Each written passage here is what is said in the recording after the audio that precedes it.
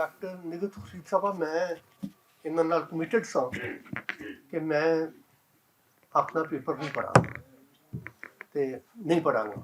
ਮੇਰੇ ਇੱਥੇ ਆਉਣ ਦਾ ਮਕਸਦ ਜਿਹੜਾ ਸੀ ਉਹ ਸਿਰਫ ਪੰਜਾਬੀ ਲੈਂਗੁਏਜ ਮੂਵਮੈਂਟ ਨੂੰ ਮੁਬਾਰਕਬਾਦ ਪੇਸ਼ ਕਰਨਾ ਸੀ।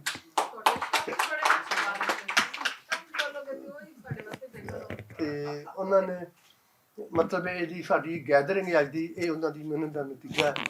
ਔਰ ਦੂਸਰਾ ਮੈਂ ਸ਼ੁਕਰੀਆ ਅਦਾ ਕਰਨਾ ਸੀ ਆਪਣੇ ਪੰਜਾਬੀਆਂ ਦੇ ਪੀਰ ਜਨਾਬ ਮੁਦੱਸਰ ਇਕਬਾਲ ਭੱਟ ਹੋਰਾਂ ਦਾ ਕਿ ਜਿਨ੍ਹਾਂ ਨੇ ਸਾਨੂੰ ਦਾਵਤ ਦਿੱਤੀ ਕਿ ਸਰਾਇਕੀ ਲਹਿਜੇ ਦੇ ਪੰਜਾਬੀ ਸ਼ਾਇਰ ਅਤੇ ਨਵਾਬਾਂ ਦੇ ਪੀਰ ਹਜ਼ਰਤ ਖਵਾਜਾ غلام فرید ਦੀ ਮਹਿਫਲ ਸਜਾ ਰਹੇ ਹਾਂ ਅਤੇ ਤੁਸੀਂ ਉੱਥੇ ਆਉਣਾ।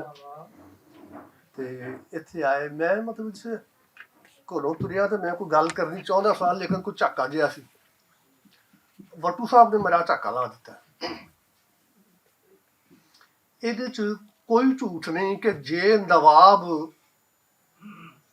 ਖਵਾਜਾ ਸਾਹਿਬ ਦੀ ਸਰਪ੍ਰਸਤੀ ਨਾ ਕਰਦੇ ਤੇ ਸ਼ਾਇਦ ਕਾਮਯਾਬ ਨਾ ਹੁੰਦੇ, ਉਹ ਡੈਫੀਨੇਟ ਨਹੀਂ ਸੀ ਹੋਣਾ ਉਹਨਾਂ ਨੂੰ।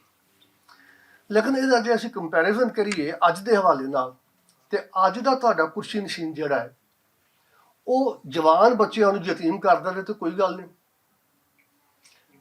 ਵੁੱਡ ਵੀ ਚੇਅਰਪਰਸਨ ਜਿਹੜਾ ਹੈ ਉਹ ਨਿਕਲੇ ਕਿ ਬਲੂੰਗਿਆਂ ਨੂੰ ਯਤੀਮ ਕਰ ਦੇਵੇ ਤਾਂ ਕੋਈ ਗੱਲ ਨਹੀਂ। ਉਹ ਜਿਸ ਵਕਤ ਮਤਲਬ ਕੁਰਸੀ ਨਸ਼ੀਨ ਹੋ ਜਾਏ ਤੇ ਉਹ ਭੁੱਲ ਜਾਵੇ ਕਿ ਮੇਰੀਆਂ ਬੀਵੀਆਂ ਕਿੰਨੀਆਂ ਨੇ। ਮੈਂ ਤੇ ਆਪਣੀ ਕੌਮ ਨੂੰ ਦੱਸਿਆ ਕਿ ਮੇਰੀਆਂ 4 ਬੀਵੀਆਂ ਨੇ, ਤੇ ਉਹ ਲਾਹੌਰ ਦੇ ਵਿੱਚ ਉਹਨੂੰ ਪਤਾ ਕਿ ਪੰਜਾਬ ਵਾਲੇ ਬਹੁਤੇ ਸ਼ਿਕਾਇਤੀ ਟੱਟੂ ਨੇ, ਹੋਰ ਤਾਂ ਉਹਨੇ ਕਿਤੇ ਨਹੀਂ ਕਾਇਮ ਕੀਤਾ। ਲਾਹੌਰ ਦੇ ਵਿੱਚ ਉਹਨਾਂ ਨੇ 5 ਮਤਲਬ ਜਿਹੜੇ ਸਨ ਸੈਂਟਰ ਕਾਇਮ ਕਰ ਦਿੱਤੇ, ਸ਼ਿਕਾਇਤ ਸੈੱਲ।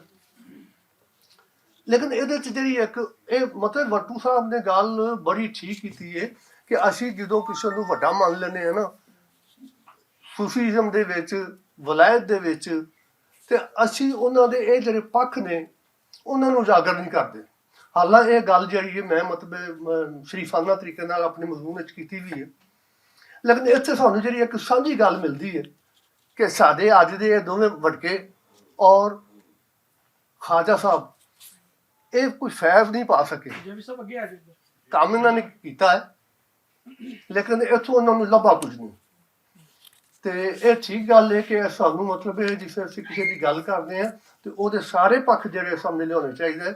ਅਸੀਂ ਮਤਲਬ ਜਿਸ ਕਿਸੇ ਦੀ ਸੂਫੀ ਦੀ ਗੱਲ ਕਰਦੇ ਹਾਂ ਅਤੇ ਅਸੀਂ ਉਹਨੂੰ ਦੁਨੀਆਦਾਰੀ 'ਚੋਂ ਕੱਢ ਦਿੰਦੇ ਹਾਂ। ਇਸ ਵਾਸਤੇ ਮਤਲਬ ਦੁਨੀਆਦਾਰ ਹੋਣਾ ਅਲੱਗ ਚੀਜ਼ ਹੈ। ਸਾਡਾ ਤਾਂ ਦੀਨ ਹੀ ਇਹ ਗੱਲ ਕਹਿੰਦਾ ਨਾ ਕਿ ਮਜ਼ਾ ਤਾਂ ਤਦ ਹੈ ਕਿ ਜੇ ਦੁਨੀਆਦਾਰੀ ਵੀ ਨਿਭਾਵੋ ਅਤੇ ਦੀਨ ਵੀ ਨਿਭਾਵੋ। ਜੰਗਲਾਂ ਦੇ ਵਿੱਚ ਜਾ ਕੇ ਜਿਹੜੀ ਹੈ ਉਹ ਸਾਡਾ ਦੀਨ ਤਾਂ ਇਜਾਜ਼ਤ ਨਹੀਂ ਦਿੰਦਾ। ਸਾਨੂੰ ਇਸ ਪਾਸੇ ਤਵੱਜੋ ਦੇਣੀ ਚਾਹੀਦੀ। ਮਿਹਰਬਾਨੀ ਜੀ, ਬਹੁਤ ਬਹੁਤ ਸ਼ੁਕਰੀਆ।